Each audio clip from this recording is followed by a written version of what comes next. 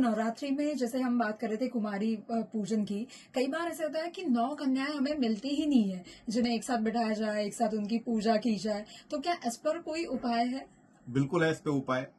बता देना चाहता हूँ, अगर यदि आपको भोजन कराने के लिए नौमी वाले दिन, कई लोग अष्टमी पूजते हैं उस दिन, अगर यदि कन्याएं नहीं मिल रही हैं, तो ऐसी स्थिति में बहुत लोग होते हैं वो 9 कन्याओं का इंतजार करते हैं कि 9 कन्याएं जब आएंगी तब भोजन शुरू करेंगे, या नहीं मिल रही हैं तो वो तकलीफ में आ जाते हैं। किसी किसी को 5 मिली, किसी को 3 मिली, किसी को 2 मिली, तो भी लोगों के मन में संशय, भ्रम कि 9 दिन हमने पूजा की, पाठ किया और लास्ट में हमारे को कंजक नहीं मिली भोजन कराने के लिए, तो क्या करना चाहिए। एक बात जान रखिए, अगर यदि आपको एक कन्या भी मिल गई ना, उसी में 9 कन्याओं का समावेश अपने मानसिक रूप से आप कर लीजिए।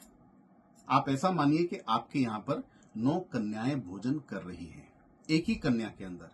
ऐसा मान लीजिए एक ही देवी 9 देवियों का स्वरूप लेकर के आपके यहां पर आई है।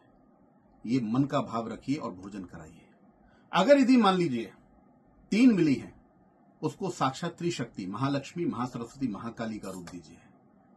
ये 9 देवियों की तरह ही आपके यहां भोजन कर रही हैं, ऐसा भाव रखिए। और मान लीजिए एक भी नहीं मिलती है, कई बार ऐसा होता है बहुत सारे घरों में एक भी कन्या नहीं मिलती है, तो उसका क्या करना चाहिए। और बहुत लोगों के मन में ऐसा होता है कि उस दिन तो कंजकें बहुत इधर उधर सब जगह जाकर के भोजन वो कर लेती हैं, फिर हमारी बारी आती है तो उनसे कुछ खाया नहीं जाता, तो हम कैसे करें। उनको बहुत मन में संकट और कष्ट फील होता है। तो क्या करना चाहिए, अगर आपको एक भी कन्या नहीं मिल रही है, प्रयत्न करिए मिले। कन्या पूजन से बड़ा कोई पूजन नहीं है, लेकिन अगर यदि ना मिले तो क्या करें।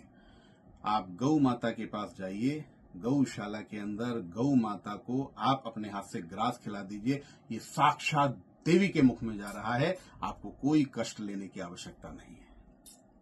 अच्छा, हम हर बार जाते जाते कुछ टिप्स आपसे लेते हैं जो सब लोगों के जो कष्ट है वो दूर करते हैं। तो आज की वो टिप कौन सी होगी? मैं बताना चाहता हूं, इन 9 दिनों में एक बहुत सुंदर टिप दे रहा हूं।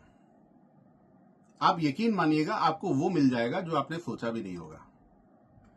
3 लाल फूल लीजिए और ये 3 लाल फूल लेकर के आपको मंदिर जाना है।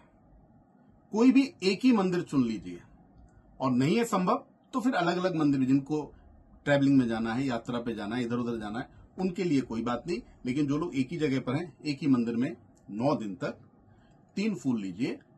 एक फूल चढ़ाइए माता रानी को। दूसरा फूल जिस मां ने आपको पैदा किया है, आप उनके हाथ में ला करके दीजिए या उनके चरणों में आप चढ़ाइए।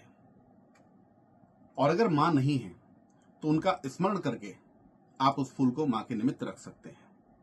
और जो तीसरा फूल बचा है, इस फूल को आपकी पत्नी है, पत्नी को प्रदान कीजिए। आपकी प्रेमिका है, जिससे आप प्रेम करते हैं, आप उसको प्रदान करिए। यकीन मानिए, करके देखिएगा ये उपाय, आपको समझ में आ जाएगा कि इस उपाय का प्रतिफल आपको किस रूप में मिला है।